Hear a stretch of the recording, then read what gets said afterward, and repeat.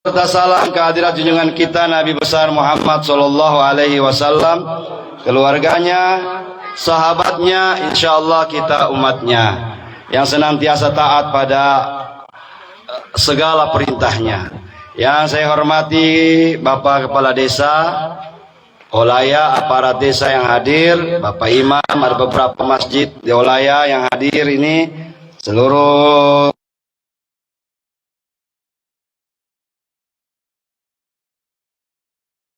khusus lagi yang saya cintai, keluarga besar almarhum Pak Saprudin yang malam hari ini melaksanakan takziah di pagi ini kita malam ketiga. Maka alhamdulillah karena waktunya ini sudah dipangkas cuma malam ketiga, maka mudah-mudahan kita bisa maksimalkan. Mari Pak Kepala, mudah-mudahan bisa kita maksimalkan dengan hal-hal yang utamanya yang banyak dibahas bapak-bapak ibu-ibu ya seputar ibadah ubudiyah, seputar persiapan kita menghadapi mati, karena mati ini adalah perjalanan panjang. Tazawwad bittaqwa, berbekallah kalian takwa, fa innaka la tadri, karena tidak ada yang tahu, tidak ada yang lebih paham. Idza janna lailun hal ta'ishu ilal fajri, kalau malam telah menjelang, tidak ada dari kita yang bisa menjamin kita bisa masih lihat matahari besok. Semua kita ini, semua, tidak ada yang bisa jamin oh saya masih hidup besok. Maka dalam Al-Quran dijelaskan dalam surah Al-Kahfi, wala takulanna li syai'in inni fa'ilun zalika gada illa ayyasha Allah. Jangan pernah kalian berkata, wala takulanna, jangan sekali-kali berkata, inni fa'ilun zalika gada, saya akan kerja besok, saya mau bikin ini besok, rencana saya begini besok.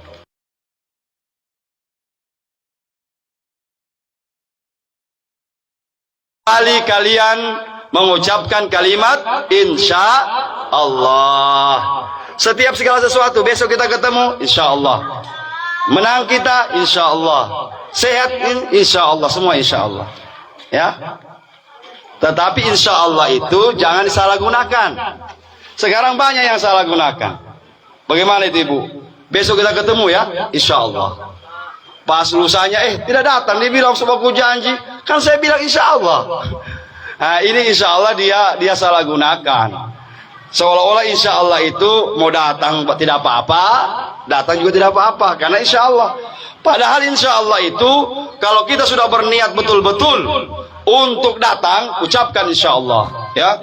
Mudah-mudahanlah, dan insya Allah kita mati semua, amin. Semua mati ya, insya Allah, cuma belum sekarang ya, jangan takut-takut. Mati itu sesuatu yang pasti ya. Kullu syai'in halikun illa wajha, tidak ada sesuatu yang Allah ciptakan ini musnah illa wajhahu, kecuali wajah Allah ya. Kita ini bapak-bapak, kaifa takfuruna billah, kata Allah dalam surah Al-Baqarah, bagaimana kamu bisa kafir sama Allah, bagaimana kamu bisa ingkar sama Allah, bagaimana kamu bisa bermaksiat sama Allah. Kaifa takfuruna billah wa kuntum amwatan, padahal kamu dulunya mati. Dulu kamu mati. Summa yuhyikum, kemudian setelah kamu mati kami hidupkan.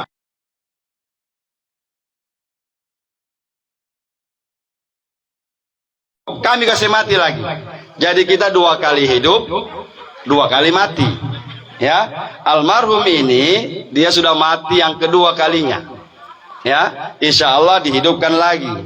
Summa yuhyikum summa ilaihi turja'un, kemudian kepada Allah kita akan kembali. Semua bapak-bapak, kita ini asalnya dari yang tidak ada, kemudian Allah adakan kita ya. Semua akan kembali ke sisi Allah Subhanahu wa taala. Dengan cara apa? Yang kita harus tahu caranya kita meninggal dunia baik apa tidak ya. Malaikat pencabut nyawa itu pun akan mati. Ketika malaikat pencabut nyawa, Bapak, semua sudah dia tiup trompet. Sudah ditiup trompet. Siapa namanya? Malaikat Israfil. Malaikat Israfil itu malaikat peniup trompet. Sangkakala. Ya. Itu kalau dalam bahasa hadisnya itu sangkakala itu kalkarn. Macam modelnya itu macam tanduk. Ketika Nabi Muhammad Isra Mi'raj 1400 tahun yang lalu, Nabi Muhammad sudah lihat itu trompet sudah di mulutnya Israfil begini, Pak. Baru dia sudah mengarah ke arsy. Ke arsy-nya Allah. Coba bayangkan kalau tiba-tiba dia babatuk. Kalau dia selesai kita. Kita doa bersama-sama mudah-mudahan dia tidak babatuk. Kalau itu malaikat dulu Nabi 1400 tahun lalu, itu malaikat Israfil sudah siap begini. Ya, kapan dia babatuk? Orang Cina bilang haula, selesai. Ya, makanya waktu waktu banyak lalu orang meninggal COVID, ada teman membuat status. Mungkin dia so stres, Pak ojek, setiap ada penumpang, ya, setiap bisa kemana-mana. Dia bilang malaikat, tiup juga itu trompet. Allahu Akbar. Dia kira gampang-gampang buat tiup trompet itu, ya. Ditiup yang pertama nafhatal wahida, ditiup yang pertama mati semua, tidak ada sisa, tidak ada yang sisa. Bahkan dalam riwayat ada 7 benda yang ditiupan trompet pertama itu tidak mati, tidak hancur, ada 7 saja, ya. Antara lain apa itu? Arsy-nya Allah, tempat bertahtanya Allah, kursi, lauh.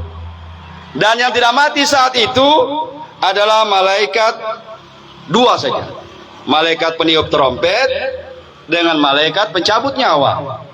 Begitu sudah mati semua, kata malaikat pencabut nyawa Israfil, orang 2 sengel.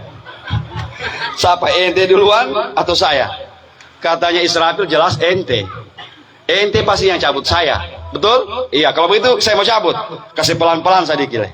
Karena orang bahasa hip ini, ya. Dicabut malaikat Israfil. Teriakan Israfil saat itu, seandainya dunia masih ada, hancur dunia ini, bapak-bapak. Betapa sakitnya, dahsyatnya Israfil ketika dicabut nyawanya. Setelah Israfil dicabut, tertinggallah malaikat pencabut nyawa, sengel dengan Allah.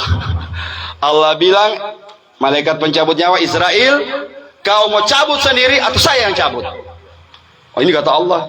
Kata malaikat Israel, pencabut nyawa, saya cabut sendiri. Ya Allah, jangan kau cabut, saya yang cabut sendiri. Coba bapak-bapak bayangkan, bagaimana kita gunting kukunya kita ini, kita atur baik-baik, kasih bagus sekali, supaya jangan sampai kena kita punya tangan. Sudah sedemikian hati-hatinya malaikat pencabut nyawa itu, dia cabut pelan-pelan sekali, tetap dia berteriak.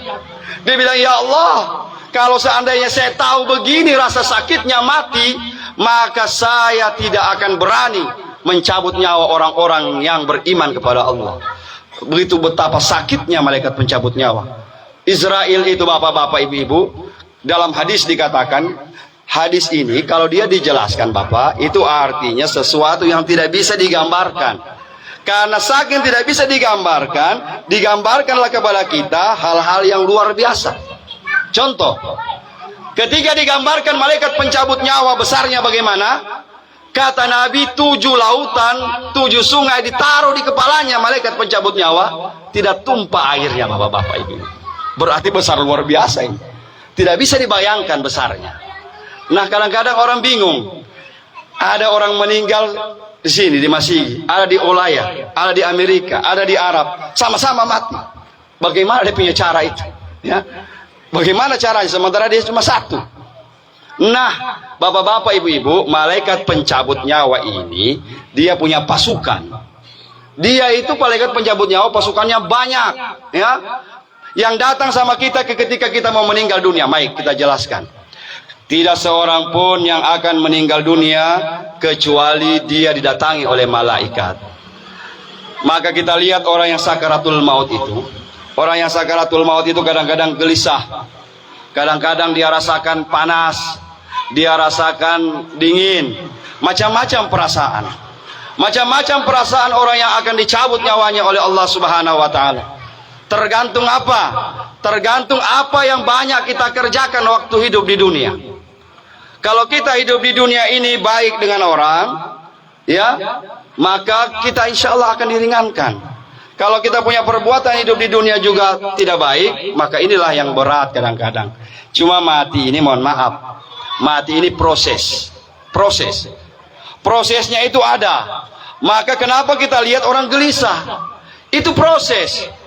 Baru kita mau bilang, oh tidak bagus dia mati, gelisah sekali, ya. Padahal dia imam, padahal dia ini, padahal dia pakai syarat, tapi begini. Sana ada pemabok 1 kali saja, cepat sekali dia mati.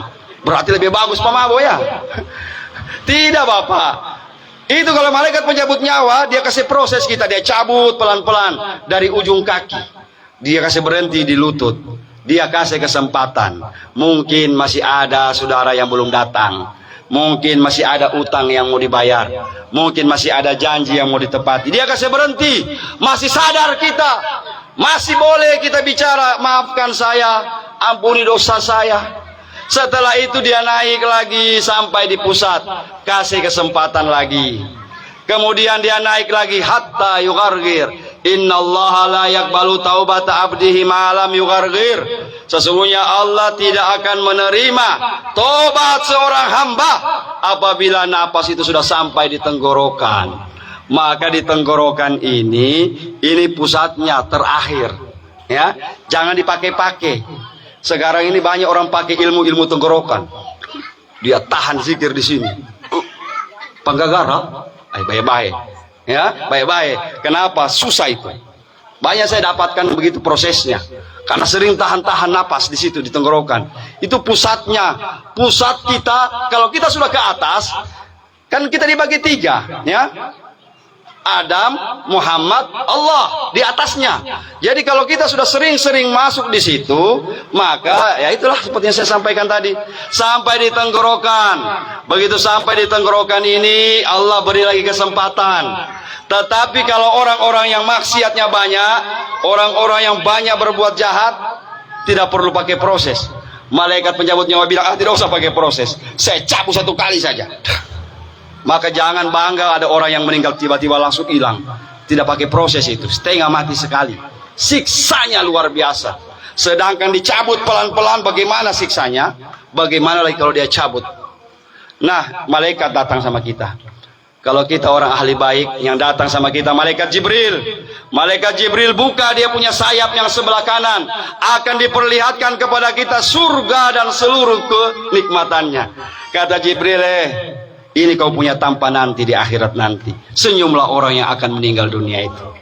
Tapi kalau dia orang ahli jahat, ahli maksiat, dibukakan sayap yang sebelah kiri, maka terbentanglah neraka dan segala siksanya. Jadi bapak-bapak, ibu-ibu, setelah itu baru malaikat pencabut nyawa muncul. Bagaimana rupanya malaikat pencabut nyawa? Kalau dia mencabut nyawa orang-orang baik, maka dia gunakan muka yang sebelah kanan. Kalau dia pakai mencabut nyawa orang-orang yang tidak baik, dia pakai yang sebelah kiri. Kalau dia mencabut nyawa para nabi, dia pakai muka yang depan ini. Makanya Pak, yang paling berharga di kita ini bagian atas. Maka kalau kita ketemu orang-orang tua, tabe, begini kan kita kasih tunduk kita punya kepala. Ada lagi dia pakai, dia pegang lagi dia punya kepala. Kalau ketemu orang-orang tua, karena tempat posisi yang paling baik kita ini adalah kepala. Maka kalau dia cabut nabi itu, orang-orang yang luar biasa para wali Allah, dia cabut dengan muka kepala. Tetapi kalau orang-orang yang non-Islam, orang-orang kafir, sekarang tidak mau lagi orang-orang dipakai kafir. Dia bilang jangan pakai kafir, marah. Ya? Bayangkan bagaimana caranya kita merubah. Coba lihat ayatnya. Kul ya ayyuhal kafirun. Tidak mungkin kita rubah. Kul ya ayyuhal non muslim. Tidak mungkin dirubah. Salah lagi kita. Ya? Kafir itu maksudnya bukan berarti harus masuk neraka. Kamu paham saja. Beginilah bahasanya kita umat Islam, ya. Nah, dia akan pakai muka yang di belakang. Nabi Ibrahim, begitu datang malaikat pencabut nyawa, dia bilang, kasih lihat saya kau punya muka ketika kau mencabut para nabi-nabi. Dia kasih lihat muka depan, dia bilang, seandainya tidak ada surga, kata Nabi Ibrahim, sudah cukup nikmatnya melihat wajahmu ini. Kemudian kasih lihat mukamu wahai malaikat pencabut nyawa, ketika kau mencabut nyawa orang-orang musyrik, orang-orang kafir. Kata malaikat pencabut nyawa, jangan, tidak bisa, kau tidak mampu wahai Ibrahim. Kata Ibrahim, saya mau lihat, saya mampu, saya nabi. Dia paksa-paksa, Pak, coba kasih lihat. Begitu dikasih lihat, Pak, tutup mata. Malaikat pencabut nyawa kasih lihat dia punya wajah belakang, pingsan Nabi Ibrahim. Pingsan bapak-bapak ibu-ibu. Bagaimana luar biasanya.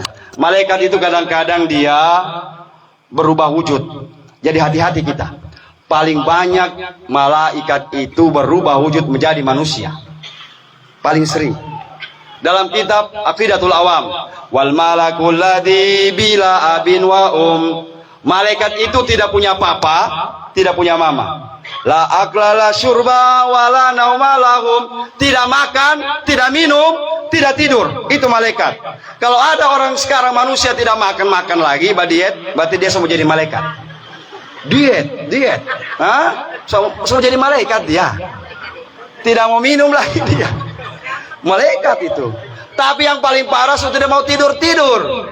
Kalau orang sudah tidak mau tidur, dua saja. Tengah malam jam 2 jalan-jalan terus, dua saja. Kalau bukan pancuri, bapongko. Bapongko barangkali. So jam 2 malam berjalan terus. Maka kita harus tidur, kita harus makan, karena kita manusia. Malaikat tidak punya dosa. Malaikat pencabut nyawa itu dahsyat. Saya mau sejarahkan di sini dalam kitab Sahih, dalam kitab diriwayatkan oleh Imam Muslim, Imam Bukhari. Berarti hadisnya setingkat sahih. Sepanjang dunia ini, Pak, mulai dari Nabi Adam sampai akhir zaman, tidak ada manusia yang berani dengan malaikat pencabut nyawa. Tidak ada. Tidak ada yang berani. Cuma ada satu. Begitu dia datang, Assalamualaikum, dia tahu ini. Oh, malaikat ini. Waalaikumsalam. Kata Nabi Musa, ya Musa, anta kalimullah.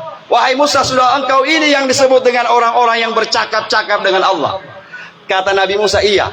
Kenapa, Kak? Katanya begitu. Kau siapa? Kata Nabi Musa. Saya sudah yang paling ditakuti oleh semua makhluk hidup. Sudah saya yang paling ditakuti. Sudah saya yang buat seorang istri jadi janda. Sudah saya yang membuat anak-anak jadi yatim. Saya. Dia mau gertak Nabi Musa, Bapak. Nabi Musa ini temperamen. Nabi Musa ini keras. Kebetulan malaikat yang datang itu pencabut nyawa berubah menjadi manusia. Begitu dia bilang, kamu mau datang apa? Dia bilang, saya mau cabut nyawamu. Dia angkat tangannya, Pak, lopo, puah. Malaikat-malaikat itu ditempelin sama Nabi Musa. Satu-satunya manusia, Pak. Satu-satunya manusia yang pernah tempelin malaikat pencabut nyawa, Nabi Musa. Baru Nabi Musa ini, Allah Karim. Ya, Nabi Musa ini, kalau menurut Habib Hussein, guru saya itu, Nabi Musa itu dia punya jari-jari ini macam pisang Ambon. Coba bayangkan dia punya pajak guru itu besarnya, macam pisang Ambon. Kenapa bisa begitu? Karena orang-orang zaman dulu itu yang dicerita raksasa betul, Bapak. Nabi Adam berapa? Nabi Adam hadis mengatakan sab'ina dzira'an. Nabi Adam tingginya itu 70 hasta. Kalau dia di meter, 40 meter tinggi. Tak lewat berapa kali pohon kelapa. Ya? Siti Hawa itu dia lebih rendah sedikit, 30 meter. Maka yang sudah pernah haji, yang sudah pernah umrah, di Jeddah ada satu tempat dia taruh di depannya itu tasbih macam yang orang pakai itu, tapi dia punya besar macam kelapa hibrida. Itu tasbihnya Siti Hawa. Coba bayangkan, dia punya biji tasbih macam kelapa. Bagaimana dia petangan? Bagaimana dia petangan? Dia punya biji-biji itu macam kelapa 33 biji begini, disusun. Itu Siti Hawa punya tasbih. Bayangkan bagaimana besarnya, Pak. Ya, Nabi Musa itu lebih kecil dari Nabi Adam. Dalam Al-Quran, ketika dia dikejar oleh Fir'aun, dia dihalang oleh anak buahnya Fir'aun. Satu kali di kiri sama Nabi Musa, langsung balik papan, tidak singgah IGD. Bayangkan besarnya itu, Pak. Jadi begini, singkat cerita, Dalam hadis itu Nabi mengatakan sampai-sampai malaikat pencabut nyawa itu dia punya mata keluar. Tak keluar matanya. Datang melapor sama Allah. Ya Allah, lapor. Kau utus saya tadi sama orang yang anti mati. Dia tidak mau mati. Kenapa engkau utus saya ya Allah? Sakit saya dia bagai ini. Keluar mata. Kata Allah, kenapa Israel? Nabi Musa tempeleng saya. Jadi turun kau sama Nabi Musa, sampaikan sama dia, kata Allah, taruh dia punya tangan di badan sapi. Taruh tangannya itu di badan sapi. Lalu suruh hitung dia berapa jumlah bulu yang dia pegang itu. Kalau turun, jadi misalnya 500 dia pegang, berarti 500 tahun lagi umur. Kata Nabi Musa, turun malaikat pencabut nyawa, apa lagi? Kau disuruh Allah, Musa, taruh kau punya tangan di badan sapi. Baru banyak bulu yang sebanyak bulu yang kau pegang, begitu umurmu. Kata Nabi Musa, wah, bahaya ini. Kalau saya pegang 700 bulu, 700 tahun lagi saya. So mati semua orang. Tidak ada lagi saya kenal, sudahlah. Saya menyerah, cabut jo. Cabut saja. Tapi pelan-pelan mau dapat ulang kau nanti. Kira-kira begitu. Pelan-pelan, jangan saya mau kasih lagi ana. Mudah-mudahan lah. Jadi Pak, itu mati yang kita cerita ini itu dahsyat, ya. Maka persiapan bagus seperti almarhum ini. Almarhum ini Allah masih kasih sakit. Allah kasih sakit, kesempatanlah dia itu muhasabah diri. Yang kita takut ini mati tiba-tiba, ya. Mautul faj'ah rahatul lil mukminin. Mati tiba-tiba itu kesenangan orang mukmin. Kalau kita sudah rasa kita punya banyak amal kita, dosa kita sudah diampuni sama Allah, ya. Sudah sering kita istighfar, mati minta tiba-tiba saja. Ya Allah, daripada bikin pusing orang, daripada keluarga susah, kasih mati cepat yo saya ya Allah. Jangan kasih sakit. Boleh.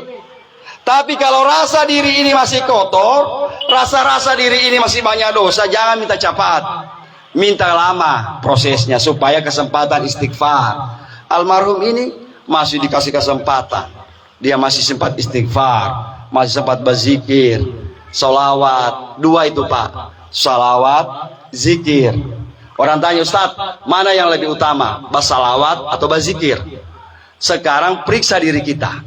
Sholawat itu, istighfar itu ibarat sabun.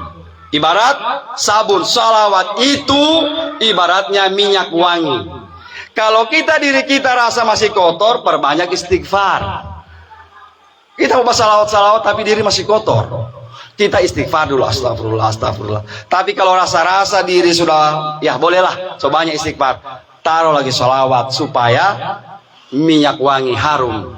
Kalau orang tidak sholawat Pak, biar hafal Quran, biar ahli fikih, ahli ini tidak pernah sholawat sama Nabi, tidak harum dia. Karena minyak wangi itu adalah sholawat sama Nabi.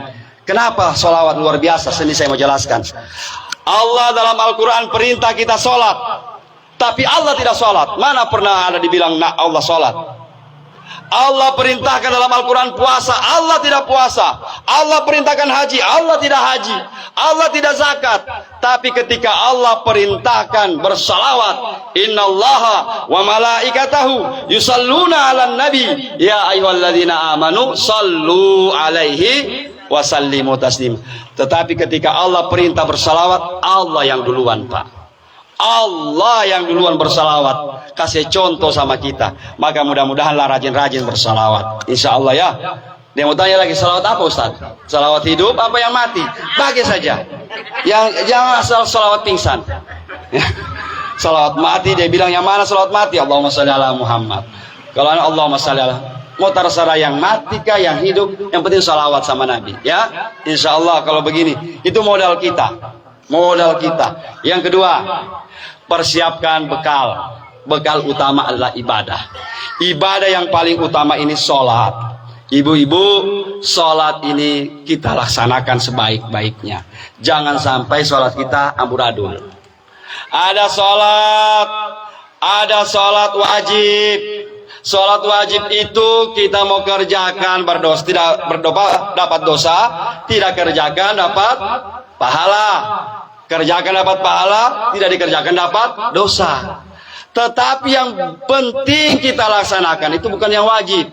Kalau wajib namanya kewajiban. Cobalah tambah-tambah dengan yang sunnah. Kalau kamu sunnah-sunnah itu insya Allah ya 17 rakaat sholat wajib, 27 rakaat sholat sunnah. Yang banyak sekarang ini orang laksanakan 2 rakaat sebelum duhur, 2 rakaat sesudah duhur. Padahal itu kalau duhur 4 rakaat sebelum duhur, 4 rakaat setelah duhur. Itu sholat sunnah banyak, 8 di situ. Ya, kemudian 2 rakaat setelah sholat sebelum asar. Setelah asar tidak ada lagi sholat. Jangan lagi begitu sudah sholat asar kita lagi sholat. Tidak ada lagi sholat setelah sholat asar. Nanti muncul di maghrib, tapi tidak banyak terjadi di pagi ini. Maghrib itu la ilaha illallah, kesempatan orang berdoa. Habis azan, setelah itu sholat fal yukhafif dalam hadis.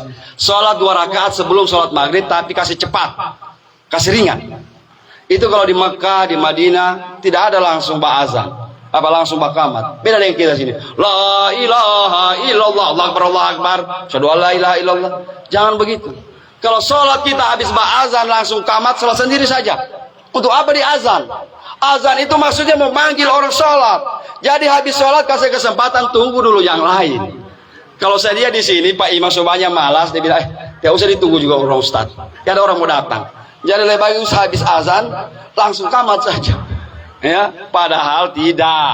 Ya, itu azan fungsinya pertama adalah kita memanggil orang sholat. Fungsi azan kedua. Ya, ini fungsi azan. Fungsi azan kedua apabila terjadi kebakaran di suatu tempat, azan.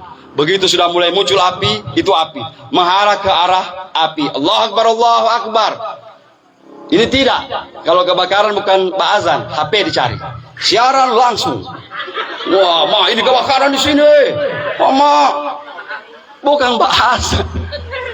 Azan, azan. Supaya apa? Api itu turun. Ini tidak, siaran langsung.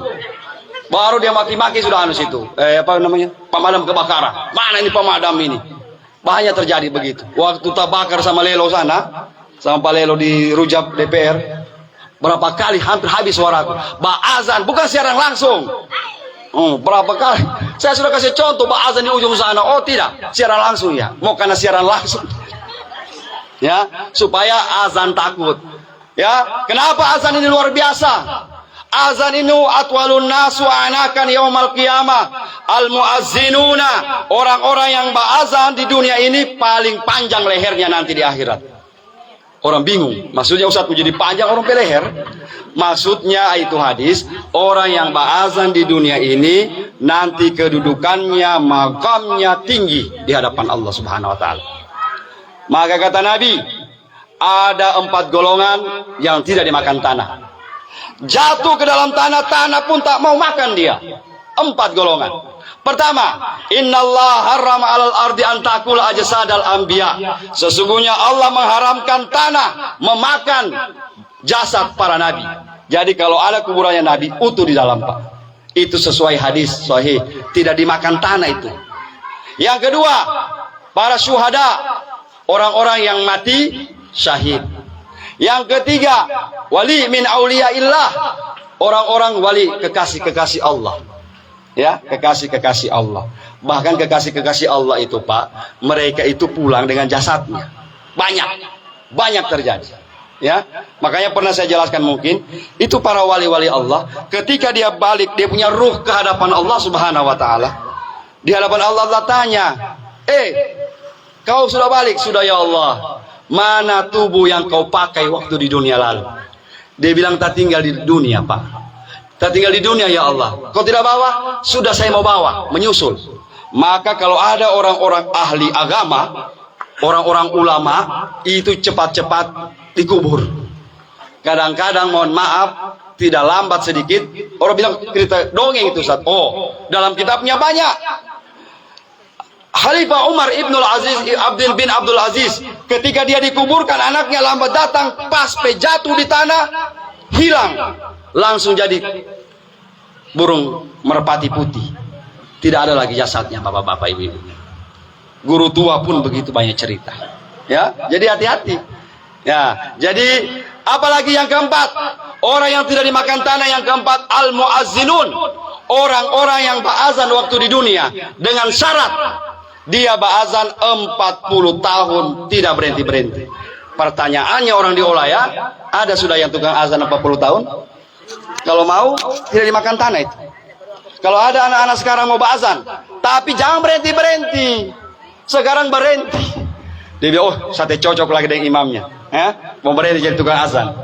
Padahal kalau dia 40 tahun ba'azan tidak berhenti-berhenti, tidak putus-putus, jaminan Nabi masuk ke dalam tanah, tak dimakan tanah. Jangankan neraka. Jangankan neraka, tanah pun tak berani memakannya, bapak-bapak, ibu-ibu. Demikian, selanjutnya persiapan menghadapi mati. Perbaiki hubungan sholat. Ya, 27 rakaat itu tambah-tambahlah. Ada namanya sholat nawafil, ada rawatib, ya. Kemudian tambah lagi sholat tahajud. Sholat tahajud ini, bapak, penting sekali. Ibu-ibu, saya ajak di sini. Tidak ada waktu yang paling mustajab doa. Satu kali angkat doa kecuali di sholat tahajud. Biasakanlah sholat tahajud. Kalau orang tidak ada pernah tahajud di dunia ini, Allah, berarti sombong. Padahal doa itu dipanjatkan waktu tahajud. Innallaha yanzilu minas sama ilal ard fi nisfi min layalin.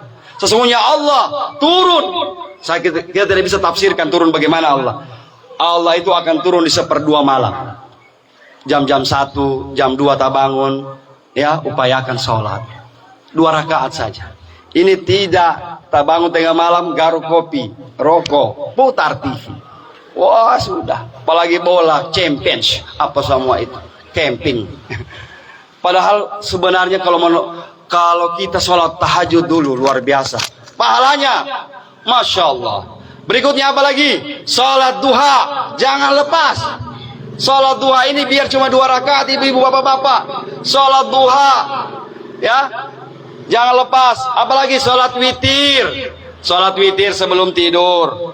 Sholat-sholat ini yang akan, kata Nabi, sholat-sholat sunnah ini yang akan menyempurnakan sholat-sholat kita. Sholat apa lagi? Sholat Jumat. Upayakan sholat Jumat. Ibu-ibu mau sholat Jumat silakan. Cuma tidak di Parigi ini tidak makmur, tidak sering, bapak-bapak, tidak terkenal. Tapi coba kita ke daerah Gorontalo, di sana di Limboto, terus sampai Manado, itu perempuan sembahyang sholat Jumat. Cuma kita punya masjid di sini kan masih banyak masjid Tio-Pio, masjid kecil. Kalau yang Olaya ini so bagus, ya. Kalau perempuan juga pergi sholat Jumat, saya mati kasihan. Tapi kalau suatu saat kita punya masjid di Olaya ini bisa besar, bisa bikin tingkat 2 perempuan sholat. Mohon maaf, sholatnya perempuan tidak menggenapkan Jumat. Tetap yang dihitung 40 orang laki-laki dewasa. Perempuan, contoh, perempuan 100 orang, laki-laki cuma 20 orang, tidak sah sholat Jumat. Karena perempuan tidak dihitung. Tidak dihitung. 40 orang ini paten. Pertama hurun, orang merdeka. Yang kedua zakarin, laki-laki. Yang ketiga balik, anak-anak tidak dihitung. Yang dihitung adalah orang yang sudah dewasa. Satu-satunya sholat, Pak, ini istimewanya. Saya mau bahas ini. Kalau sholat isya, usalli fardal maghrib isya arba rakaatin imaman lillahi ta'ala. Karena kita jadi imam. Allahu akbar. Di belakang makmuman lillahi ta'ala. Tapi satu-satunya sholat biar imamnya berniat makmum juga. Apa itu? Sholat Jumat. Imam itu berniat makmum. Mengapa? Menjaga kemungkinan 40 orang di belakang ini ada yang batal sholatnya, tidak sah sholat Jumat. Contoh, 40 orang pas di belakang, laki-laki. Imam 41. Takbir, Allahu Akbar. Ada yang batal imam di belakang, makmum di belakang, 1 orang. Mungkin tak konto, tak kincing kah atau apa. Dia jadinya tidak pas. Karena makmumnya harus 40. Jadi sholat Jumat insya Allah kita laksanakan dengan sebaik-baiknya. Berikutnya bapak-bapak, ibu-ibu, persiapan menghadapi mati setelah sholat, apa lagi? Persiapan setelah sholat, selain sholat itu adalah zikrullah. Ala bizikrillahi tatmainnul qulub. Sekarang saya mau kasih zikir yang pendek-pendek saja. Subhanallah, walhamdulillah, wala ilaha illallah, wallahu akbar. Baca berapa kali? 100 kali satu hari. Subhanallah, alhamdulillah, wala ilaha illallah, wallahu akbar. Itu paten, Pak. Kalau dia diamalkan 3 hari saja, insya Allah ibu punya mulut ini tak bicara sendiri, tak gerak sendiri. Sementara tidur pun subhanallah, alhamdulillah, wala ilaha. Kenapa? Sekarang ibu-ibu kalau tidur itu apa yang dibaca? Yang lain-lain dibilang. Tapi kalau kita subhanallah, walhamdulillah, wala ilaha illallah, wallahu akbar, cepat ditahu itu. Kalau ini orang ahli zikir, apa ahli tidak zikir. Coba kasih kaget dia. Kalau dikasih kaget, astagfirullah, subhanallah, walhamdulillah, berarti orang ahli zikir. Tapi kalau dikasih kaki, bengga pula. Berarti sudah tidak pernah berzikir. Bengga keluar. Pokoknya mau dicari tahu saja. Ini orang pernah berzikir tidak? Sering berzikir tidak? Kenapa zikir ini? Zikir ini penting ibu bapak. Karena itu yang akan kita bawa sampai kita mati. Kalau kita mati, tidak mungkin sembahyang. Nah sekarang persiapan ketika ada orang semua meninggal dunia. Sembahyang dulu. Tidak mungkin lagi. Padahal sholat itu cuma 2 uzurnya, Pak. Itu boleh, tapi diganti. Sholat, zikir kepada Allah Subhanahu wa Ta'ala. Dengan cara-cara ini, mudah-mudahanlah bapak-bapak, ibu-ibu, kita akan sukses dalam menjalani kehidupan ini. Setelah kita meninggal dunia, yang pertama harus dilakukan. Saya sampaikan waktu malam hari pertama. Yang harus kita lakukan adalah sebelum dia mati. Ada jedah. Ada jedah itu. Sedekah juga ya. Itu kalau cuma 100.000 kasih, tak usah tagi-tagi. Sekarang banyak sekali orang jago sekali suruh utang orang, tapi begitu lambat membayar dia mulai buang status. Sekarang ini zamannya dia bilang yang utang lebih ganas dari yang kasih hutang. Padahal dia kasih hutang duluan. Jangan bapak, urusan kasih hutang ini nauzubillah, memutus silaturahim. Maka sebelum meninggal dunia, ayo bayar hutang, ya, bayar hutang. Kalau tidak sampai terbayar hutang kita, nauzubillahi min dzalik. Ya, saya mau kasih ingat sama semua kita ini, tidak panjang-panjang ceramah. Saya ini capek sebenarnya, ya. Karena tadi siang itu atur anak-anak santri itu ikut Liga Santri, ya. Ikut main bola. Liga Santri Piala Kepala Staf TNI Angkatan Darat. Jadi ada 6 pesantren di Parigi ini, termasuk pesantren saya itu ikut lomba. Alhamdulillah tadi menang 2-1. Ya. Nanti masuk lagi babak berikutnya. Jadi kurang istirahat. Mulai dari kemarin Pak urus. Cuma karena ini sudah lanjut baku janji. Nah, maka kita ringkas-ringkas saja. Bapak-bapak, ibu-ibu, kaum muslimin muslimat yang dirahmati Allah. Yang terpenting setelah semuanya telah selesai adalah laksanakan sesuai apa yang diyakini oleh orang yang meninggal. Jangan orang meninggal tahlil, karena kamu tidak tahlil, kamu tidak tahlilkan dia. Khianat, berdosa sama orang yang meninggal dunia. Oh tidak Ustaz, itu ya, tapi kau punya orang yang meninggal dunia itu tahlil. Oh tidak, setelah saya pelajari ilmu itu ada itu tahlil. Kau berdosa karena bukan kau yang mati. Kalau kau yang mati tidak tahlil, kasih tahu pesan, saya kalau mati jangan ditahlilkan. Begitu. Tapi kalau orang yang meninggal dunia tahlil, kasihan, babar janji dia. Begitu kamu meninggal kamu tidak tahlilkan, dia akan tuntut nanti di hadapan Allah Subhanahu wa Ta'ala. Ini penting. Banyak sekarang bapak-bapak, ibu-ibu di Parigi ini, ya. Saya sudah bawa banyak ceramah di mana-mana. Dia punya papa tahlil, dia punya mama tahlil. Tapi begitu dia baca di Google, Mister YouTube, Om Google, tahlil bid'ah, dia tidak tahlilkan lagi papanya. Nah, inilah orang yang paling berkhianat sama orang tua, ya, berkhianat. Kenapa? Karena orang tua laksanakan, tidak dilanjutkan lagi. Apa boleh buat? Kalau memang dia tidak tahlil, tidak usah. Tidak usah dipersoalkan sebenarnya ini. Ada yang tahlil, ada yang tidak. Cuma kita ini menjaga amanat dari orang-orang yang meninggal dunia. Ini penting Pak. Kalau ada orang tua kita meninggal dunia, 1, laksanakan amanahnya. 2, sambung silaturahimnya. Kalau seandainya almarhum ini yang meninggal ini punya teman, kita teman akan terus dia. Karena kenapa? Jangan kasih temannya saya punya papa. Banyak kejadian sekarang begitu papanya meninggal, dia sudah tidak berteman itu om. Tahu saya di Bataman akan itu om. Kan papa petaman itu. Papa sudah meninggal, baru banyak utangnya sama papa. Tidak ada bayar. Apa Bataman akan? Banyak begitu. Ya, jadi jangan. Itu sambung silaturahim. Sambung silaturahim. Sekarang ada dilaksanakan ya. Perlu penjelasan sedikit. Hari ketiga, ketujuh, hari ke-14, 40 sampai 100. Bagaimana ini Ustaz? Begini, dalam agama, kalau kita seperti yang saya jelaskan dulu, Nabi itu mengkhususkan waktu-waktu ada. Walaupun kita cari tidak ada dalilnya dalam hadis 40 hari. Tidak ada. Tidak ada dalam Al-Quran kalau ada orang meninggal dunia bikin 7 harinya. Tidak ada. Tetapi mengisyaratkan dari Nabi, Nabi itu melaksanakan hari-hari khusus. Contoh, setiap hari Sabtu, Nabi itu pergi ke Masjid Quba di Madinah. Setiap hari Sabtu. Setiap hari Sabtu Nabi pergi ke Masjid Quba. Bahkan dalam hadisnya, karena Rasulullah Sallallahu Alaihi Wasallam yazur Masjid Quba fi yaumis Sabt. Setiap hari Sabtu Nabi pergi ke Masjid Quba.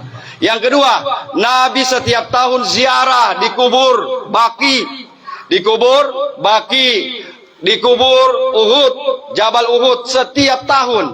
Inilah dasarnya haul. Ada haul guru tua, haul ini karena setiap tahun Nabi laksanakan itu. Sesampainya di kubur Nabi berteriak, ayyuhas syuhada, wahai orang-orang yang mati syahid di padang Uhud.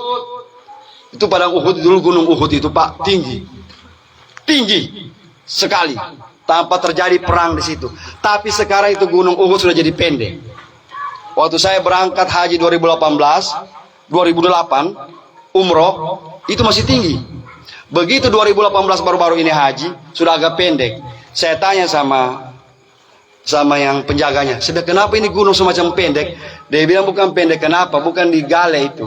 Setiap jamaah haji datang, orang umrah, orang ambil dia punya pasir Bapak. Ada yang ambil 1 tas, 2 tas, 3 tas. Ah begitu, iya. Bangsamu yang paling banyak dia bilang. Orang Indonesia yang paling banyak. Masya Allah. Jadi orang Indonesia ini semua biar tanah, batu dia percaya semua. Indonesia ini aduh, sekarang kasih baik kita punya tauhid. Biar batu dia percaya. Sampai sekarang ini ada mungkin yang dokter yang baru-baru ini ya. Nah, dokter siapa namanya? Dokter Faisal, orang tahu. Ada dokter hilang, dibilang dia ambil batu. Orang percaya, padahal bukan ambil batu, batunangan dia. Orang pikir batunangan, baru kamu bilang disembunyi batu. Allahu Akbar. Ya, orang Indonesia ini jagonya percaya. Maka saya sampaikan di tempat ini,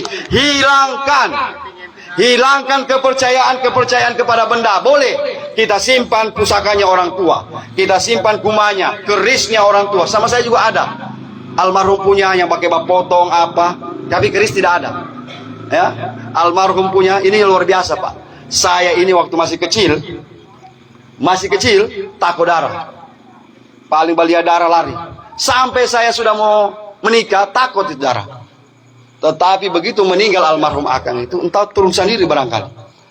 Jadi dia bilang ini sebelum dia meninggal, dia bilang ini pisau potong, kau pegang 1, apik 1. Begitu habis meninggal, Pak, dia tahu kenapa saya langsung jago potong. Padahal saya takut. Kalau takut saya awalnya itu dengan darah. Tapi kenapa begitu saya pegang itu pisau, Bapak itu, kemari. Pertama mulai belajar dari ayam. Ayam dulu kipas ayam, lama-lama meningkat kambing, bagai kambing, lama-lama sudah sapi. Ya, cuma ada pengalaman saya di SMA lalu, SMA Parigi, begitu sudah 4 ekor, yang kelima berdiri begini itu kepala kambing. Mungkin kenapa? Mungkin terlalu capek. Ya, sudah banyak, sudah sampai 10 ekor dipotong. Jadi kepercayaan kepada benda-benda ini boleh, tetapi jangan yakini bahwa itu memberikan manfaat kepada kita. Insya Allah itu yang jadinya jin nasab. Mohon maaf, almarhum ini kalau saya punya penglihatan penglihatan ketika beruqyah, dia terkena gangguan di luar medis, terkena gangguan jin nasab. Apa itu jin nasab? Perlu dijelaskan. Jin nasab itu adalah jin yang bekerja sama dengan nenek kita. Ada nenek-nenek kita turunan dulu itu yang hebat, ya, yang bisa tiup orang, yang bisa bawa obat orang, yang matanya ini. Mereka itu tanpa sadar kemampuan mereka itu berdasarkan bantuan jin. Tapi mereka tidak menyembah jin, cuma mereka luar biasa hebatnya. Akhirnya ketika dia meninggal, jin ini kan tidak mati. Jin ini ada umurnya 1000 tahun, ada 2000 tahun. Jadi ketika orang tua itu meninggal, maka jin itu turun, dia cari anaknya. Anak, kalau tidak dapat anak, cucu. Mana yang paling cocok dengan dia? Mana yang paling cocok dengan dia? Maka rata-rata hasil riset ruqyah, anak kedua, anak misalnya bersaudara, anak kedua dengan anak terakhir itu paling sering kena jin nasab. Maka kenapa anak kedua paling sering kepala batu?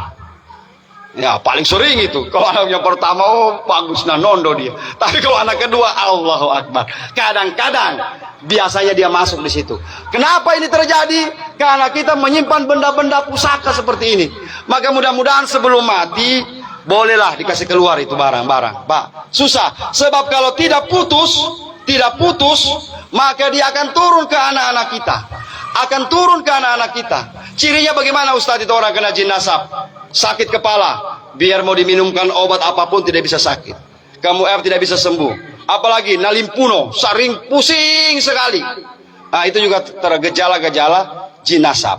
Apalagi setiap habis makan, lapar lagi. Kalau dibawa ke rumah sakit, itu pasti dibilang asam lambung. Asam lambung. Baru-baru makan dari undangan, pulang ke rumah, ada makanan leh. Allahu Akbar. Berarti itu ada gejala jin. Kenapa? Karena jin di situ makan juga. Karena jin makan juga. Maka kita berdoa bapak-bapak, ibu-ibu, sebagai akhir ceramah. Bagaimana ini? Nabi pernah berjumpa dengan 2 jin. Satu jin kurus, satu jin gode. Ketemu Nabi dengan jin yang gode itu. Bagaimana kabarmu? Kenapa kau gemuk? Nabi ini berkomunikasi dengan jin. Dia bilang, bagaimana saya tidak mau gemuk, wahai Rasulullah? Saya mendampingi orang yang tidak pernah baca doa. Dia makan, saya makan juga. Dia minum, saya duluan minum. Dia tidur, saya dampingi terus dia. Sampai mohon maaf, kalau mereka berhubungan suami istri, saya bantu-bantu juga. Karena tidak baca doa. Sekarang ini paling banyak dilupa. Ingat baik-baik, laki-laki ya, laki-laki ini. Bukan ibu-ibu tidak baca. Yang baca doa ini laki-laki. Oh, dia tidak lupa, dia tidak pakai lagi doa. Maka dibaca doa memang. Kalau ada niat mau bateto itu, dibaca memang doanya. Kalau sudah mau dekat bateto, sudah tidak dapat ingat gitu doa. Akhirnya jin bergabung juga. Kata ini dalam hadis. Maka saya gode seperti begini. Tapi kenapa ada jin yang kurus? Dia makan bismillahirrahmanirrahim.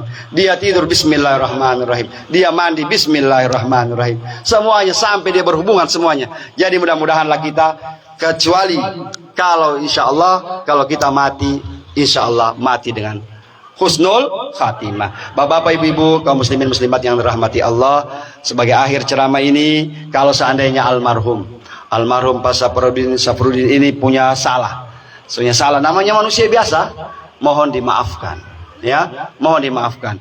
Maafkan yang bagaimana caranya? Ikrarkan dalam hati, ya Allah, mungkin ada salahnya dia ini, almarhum ini sama saya. Hari ini, malam ini saya nyatakan saya maafkan, ya Allah. Kalau seandainya punya hutang, tolong juga disampaikan. Sekarang ini selalu setiap saat itu, kalau ada almarhum ini punya hutang, tolong sampaikan sama kami keluarga. Cuma tidak mau bataria di dalamnya. Orang yang banyak hutang sama saya, ya. Jadi tolong disampaikan sama keluarga. Berikutnya, uzkuru mahasina mautakum. Sebut-sebutlah kebaikan orang-orang yang meninggal di antara kamu. Setelah orang itu meninggal, jangan pernah cerita aibnya lagi. Jangan cerita dia punya kejelekan lagi. Tutup buku. Sebab kalau kita ceritakan kejelekan orang-orang yang sudah meninggal, maka kita pun yang akan mendapat dosanya. Na'udzubillahi min zalik. Terima kasih. Alhamdulillah di Olaya ini luar biasa.